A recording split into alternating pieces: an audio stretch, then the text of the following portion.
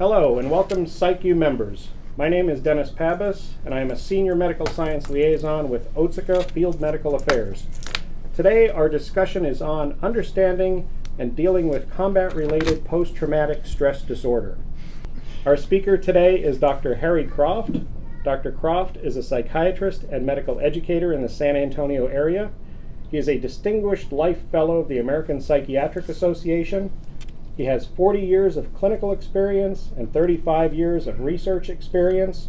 He's been a primary investigator in over 80 clinical trials on depression, sexual dysfunction, substance abuse, and PTSD.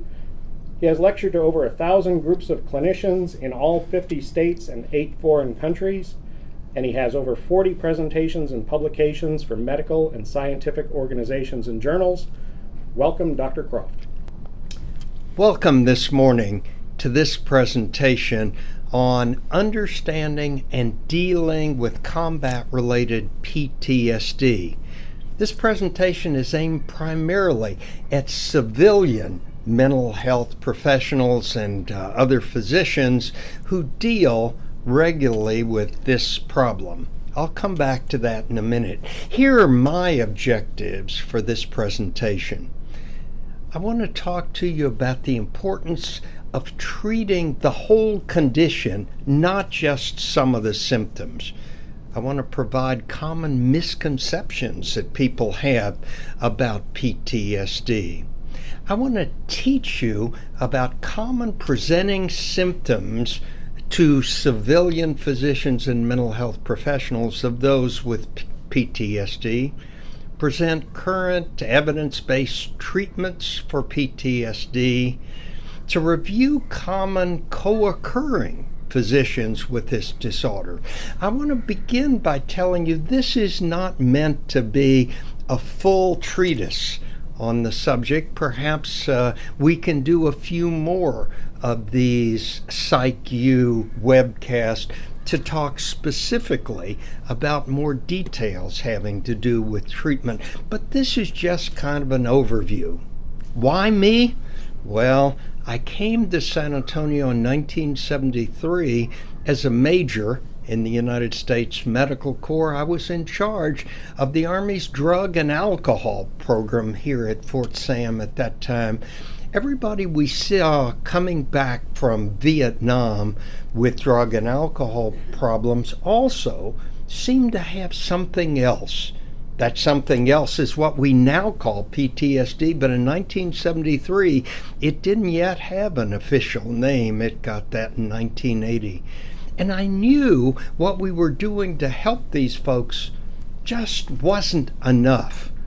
But we didn't understand the condition or the treatment at that time. Fast forward to 27 years ago when I was invited to be a contractor to do disability examinations on those with PTSD and TBI. To date, we've done more than 8,000 of these examinations. So why should you, as a civilian, really care about combat PTSD? Doesn't the VA do that? Well, yes, but oftentimes veterans don't want to go to the VA for one or another reason. The main thing is, though, that these vets are really suffering, and those who care for and about them are really suffering as well. And you can really make a difference. And the chances are you're already seeing these folks in your practices, but maybe don't know about it, and I'll explain why in a minute. So what is PTSD? Well, it's categorized in DSM-5 as a condition resulting from stressors and trauma, significant stressors and trauma. It used to be in the anxiety section of DSM-5, but it's now in a different section. It is a disorder resulting from exposure to an extremely traumatic or terrifying event. It's characterized by 4 clusters of symptoms: unwanted re-experiencing of the trauma, avoidance behavior, negative alterations in cognitions and mood, and symptoms of hyperarousal. I'm going to talk about each one of these in more detail. It results in, according to DSM-5, you have to have it resulting in either impairment in life functioning or emotional distress. So, what are some of the problems in recognition of PTSD, both for patients, family members, as well as medical professionals? Number one is a failure to recognize the symptoms.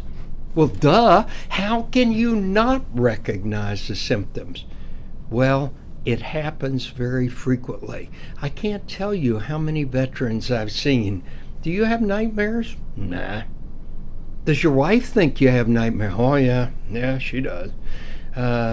Does your spouse think you've changed? Oh, yeah.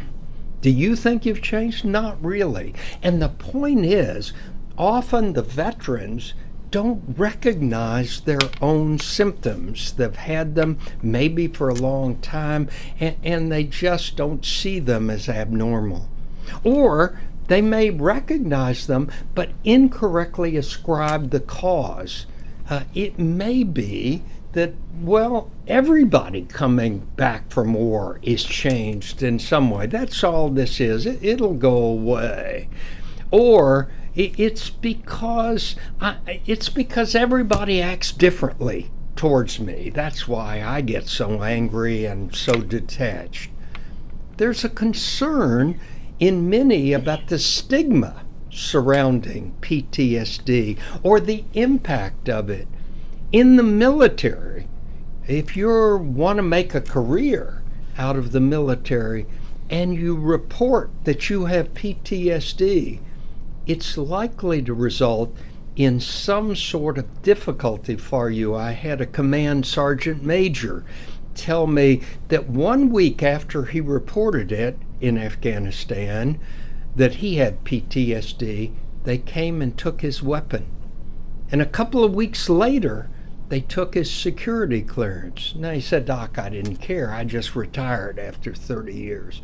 But he said, imagine if it would have been 15 years earlier, my career would have been essentially over. And many who are not in the military anymore worry about the impact of the diagnosis on whatever civilian job they plan to do when they get out. So stigma can be part of the reason people don't report it. But the main reason, I think, is folks just don't have correct information about PTSD, and they replace that lack of information with myths and misconceptions about PTSD. Misconceptions like, well, it's an all or none phenomenon regarding severity. It's like pregnancy. You have it, you don't have it. And I've heard of people that have it really severe. So, Doc, I'm not as bad as they are, so I probably don't have anything to be concerned about. We know that there's a whole range of severities. Anyone coming back from the combat zone probably has PTSD. That's not true either. We now know from surveys that only about 15 to 20% of those in active combat may develop PTSD. And it only affects those in direct combat. And I wasn't in direct combat. And the final misconception is you can't do anything to help it anyhow, so why even report it or worry about it? And the risks, by the way, are more than the risk just to those in direct combat, those who are actually fighting forces. For example, a cook told me, Doc, I was a cook. I didn't even carry a weapon. But you know that rocket that exploded not more than 50 yards from me, I guess didn't know I was just a cook. Did he experience PTSD from the explosions around him? You bet he did. And he was not in direct combat. Another thing is that it's not just the direct combat itself, but sometimes troops have told me it's the aftermath of the battle. I didn't fight the battle, but I went in afterwards and I saw people who were wounded or killed, especially children, women, and others, and they developed PTSD. The non-predictable threats, like to the cook I just mentioned, I had a secretary who every single day looked at photographs of wounded and dead soldiers because her job was to chronicle all that and to fill out paperwork, and she developed PTSD. Some people develop PTSD from non-combat related experiences. At the beginning of the war, when we invaded Iraq, our troops were told that the other side had chemical warfare, and every day they had to put on their suits to protect them from chemical warfare. There was never any chemical warfare, but day after day after day, anticipating that caused PTSD. Some troops were told early in the war that when the other side captured an American, they slit their throats and then they dragged them through the center of town so everybody in the town could see it. And our troops developed in their minds pictures of what that was like and developed PTSD from that. The most common misconception about PTSD is that it's a condition due to cowardice, weakness, character flaw, or craziness. Not true.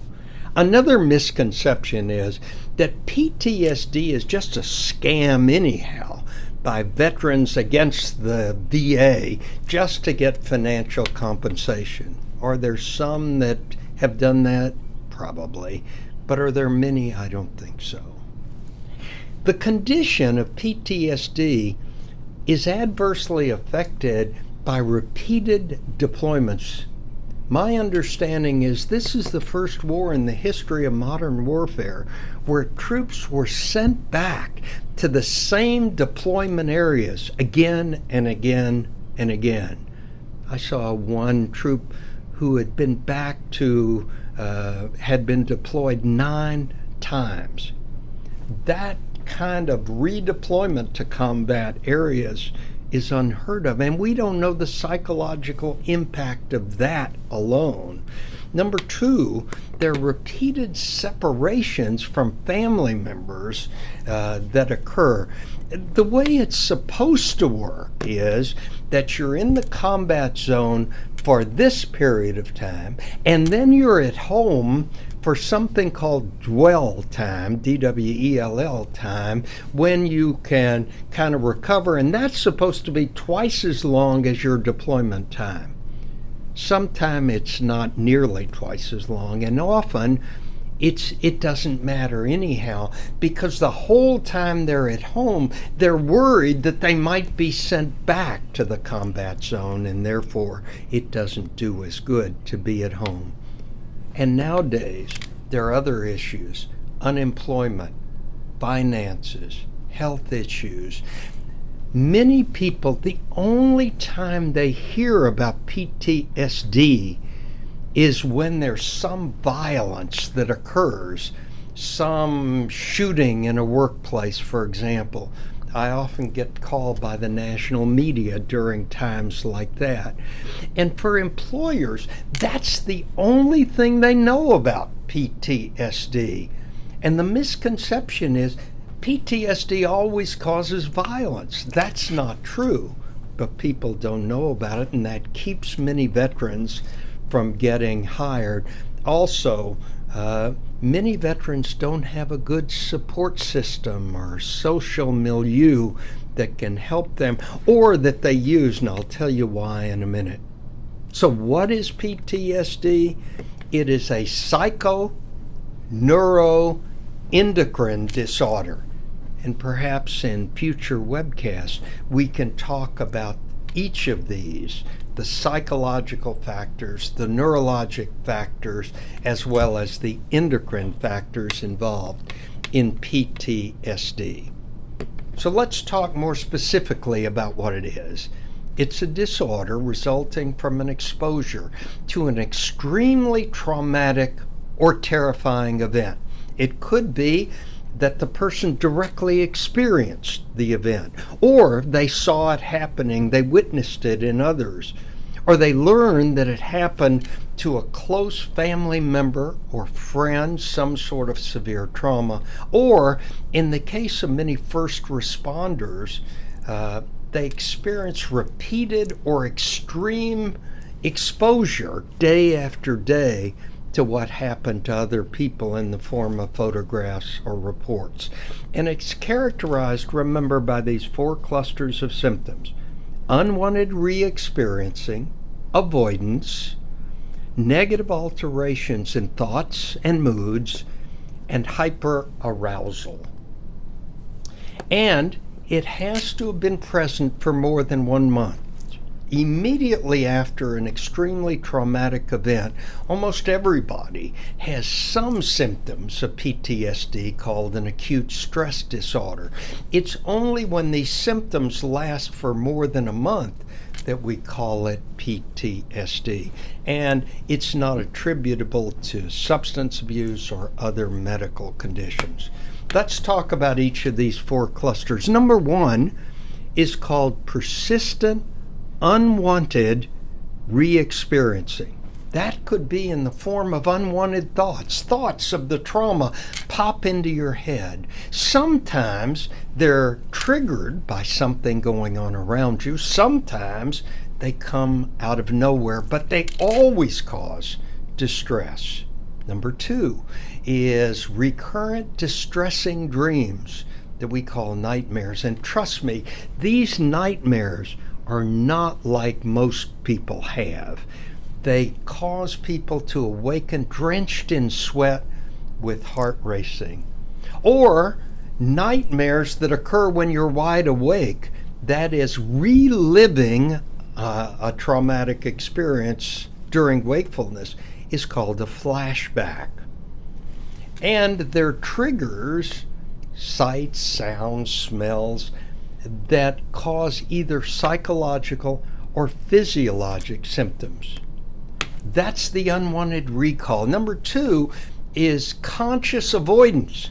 That is, people avoid thoughts, feelings, or conversations about what they've been through. And they don't even talk about it to their own spouses or family members. Perhaps they talk about it to other military folks or medical or mental health, but rarely to other people. And they avoid people and places and activities that trigger these events. Things like not watching war news or war movies, or talking to others who ask them questions about their experience.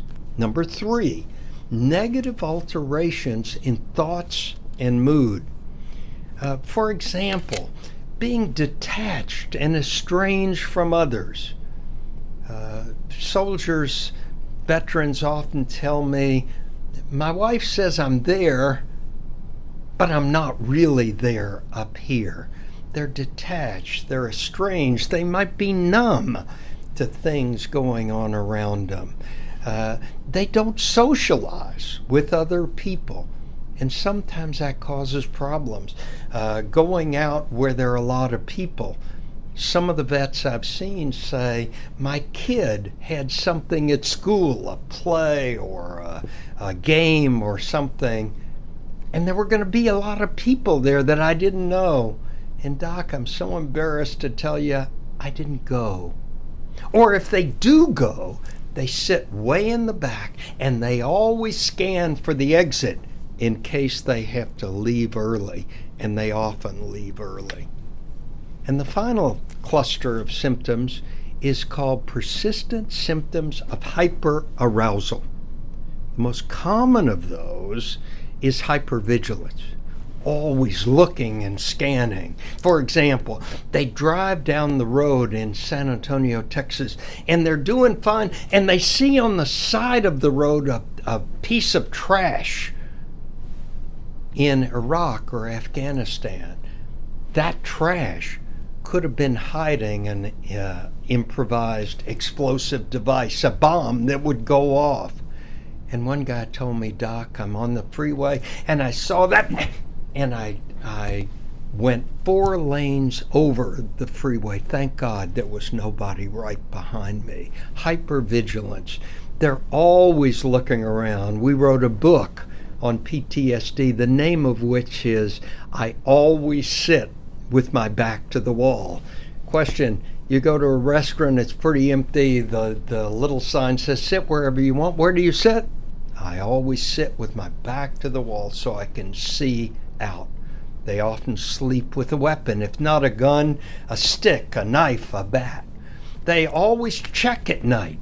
They'll wake up and check the windows, check the doors, check the perimeter, usually not once but several times during the night. They have exaggerated startled response.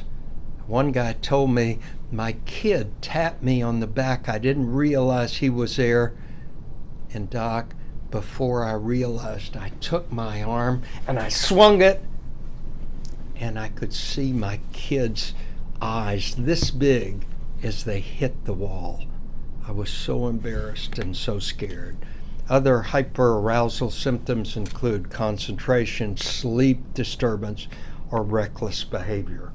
Problems for medical professionals trying to recognize PTSD. Number 1, patients commonly report only certain symptoms. They don't come to us and say, "I think I got PTSD." They come to us instead and say, "I can't sleep at night." So they might get a sleeper prescription. Or, "I'm too irritable and angry and my wife and I are fighting all the time." They might get sent for marital counseling. "I have pain. I have sexual problems. I have stomach problems, dizziness, headaches," or other problems. "I drink too much." And they're not recognized as symptoms of PTSD. Why? Because the person seeing us may not even recognize or identify themselves as being a veteran. They may not even say they were in the military or that they might have PTSD. And sometimes their visits to us are not motivated from inside themselves. What does motivate them? It's their spouse, it's their family member, it's their boss, it's their fellow employees that send them, not the patient themselves. The PTSD screen that anybody can use is a 4-item questionnaire. Number 1, have you had any experience that's so frightening, horrible, or upsetting that in the last month you, 1, had nightmares about it or thought about it when you didn't want to? Unwanted recall. 2, tried not to think about it or went out of your way to avoid things that might have reminded you about it. That's the avoidance symptoms. Number 3, were constantly on guard, watchful, or easily startled. That's the hyperarousal symptoms. Or you felt numb, detached from others, from your activities, or from your surroundings. You didn't make friends anymore. You didn't socialize anymore. If they say yes to 2 or more of those, they probably have PTSD, but even 1 should alert suspicion. Treatment recommendations. The types of treatment: psychotherapy, pharmacotherapy, and others. The research shows that psychotherapy, the talking therapy, actually improves the condition in the long run better than pharmacotherapy does. But sometimes, because of symptoms, they can't participate in psychotherapy until some of their symptoms improve: anger, irritability, agitation, anxiety, insomnia, etc. The types of psychotherapy: the one most commonly studied is cognitive behavioral therapy, called CBT.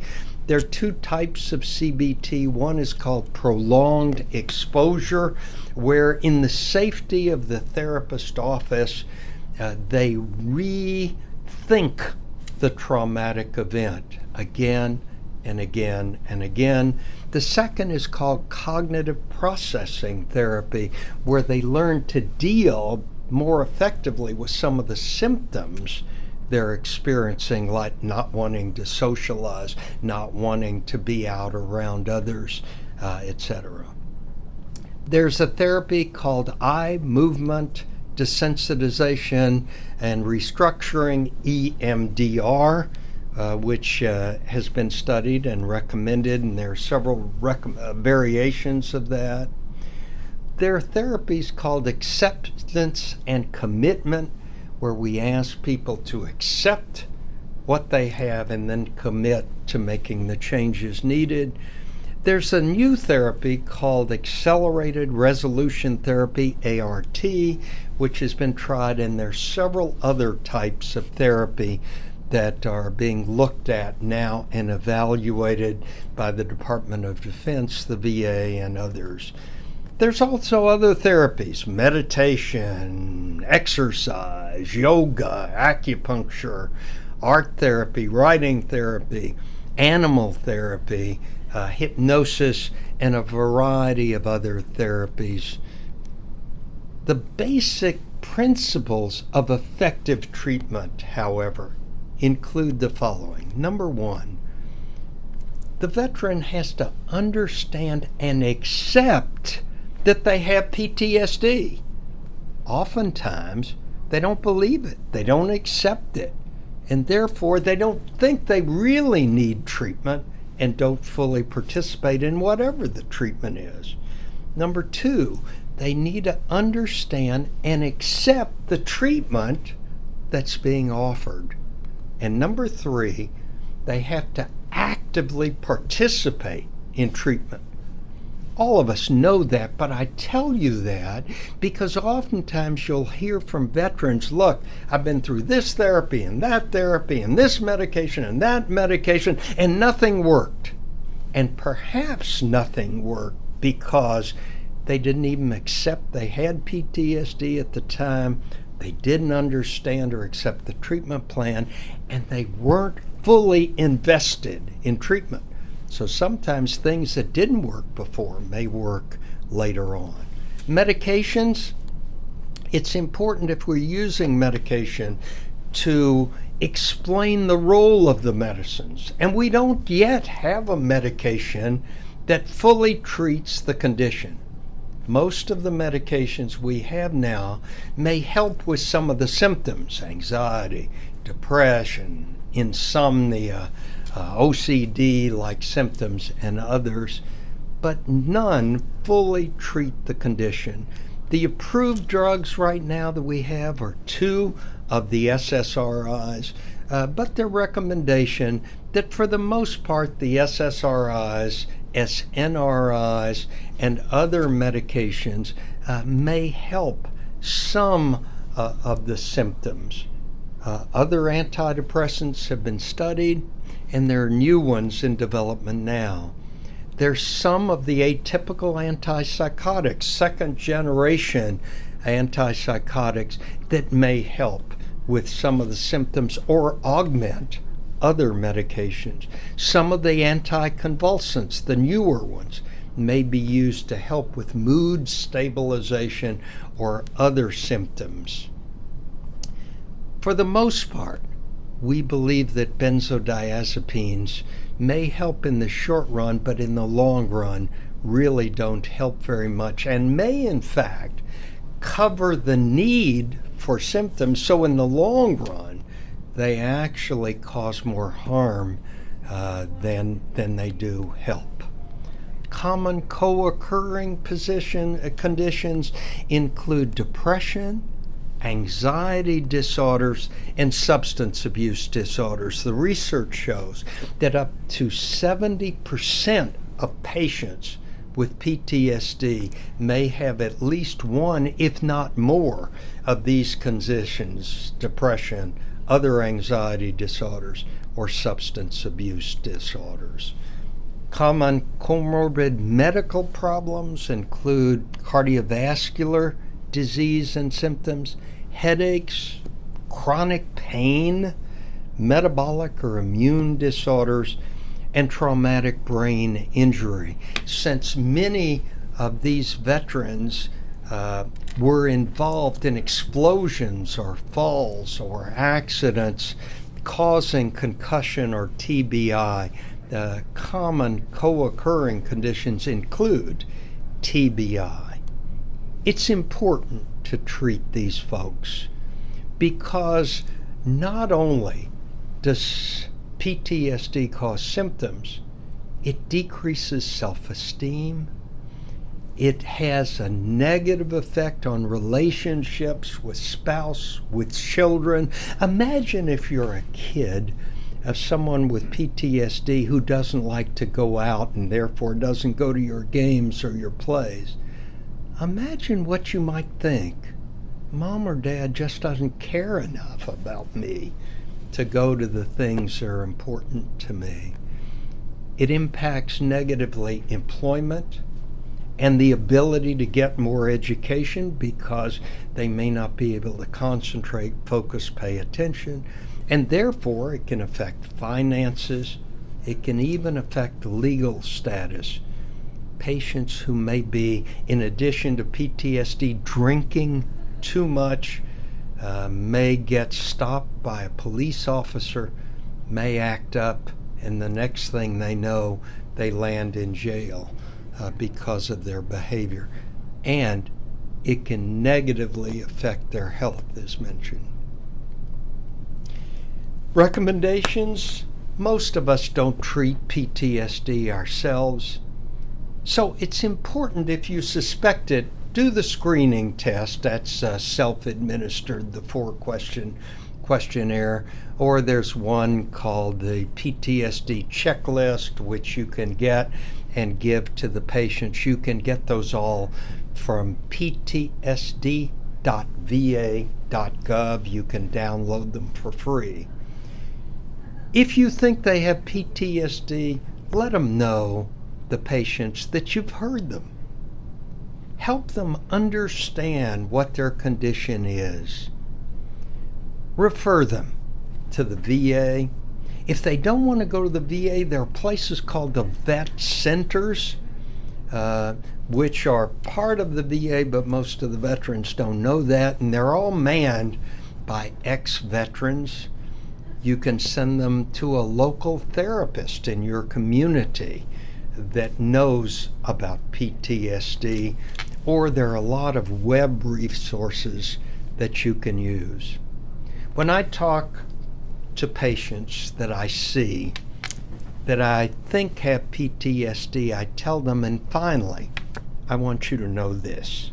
1, the condition from which you suffer has a name: post-traumatic stress disorder, and it is as real as any other war injury. 2, it has a biologic basis, and it's not something about which you should be ashamed. 3, you weren't born with it, and you didn't bring it on yourself. It is a result of experiencing severe trauma. And finally, you can't think it away, self-talk it away, or pray it away.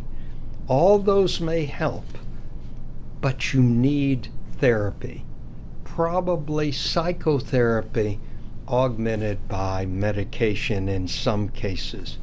But finally, you can recover from it by getting a realistic understanding of what it is and by participating fully in valid and effective treatment. I've given you some resources that you can go to yourself, some web resources. The best is ptsd.va.gov. That's the PTSD website for the Veterans Administration. They have a place for professionals, for patients, for family members. You can download lots and lots of information. There are several review articles I've given you. One from 2017, the New England Journal of Medicine, called Post-Traumatic Stress Disorder. It's a great review article. There's something on Medscape by Gore that was accessed in 2018. That's a wonderful review. And then Dr. Matt Jeffries has a clinician's guide for medications for PTSD at the PTSD website. I know I haven't given you everything, but I tried to give you the overview. I also know that many of you know that PTSD can result from other traumatic events: rape, assault, hurricane, fire, flood, automobile accidents, and I didn't talk about any of those. But hopefully in the future we can talk more about identifying and dealing with this condition. Thank you very much. I'm Dr. Harry Croft. Thank you, Dr. Croft. This concludes this PsychU presentation.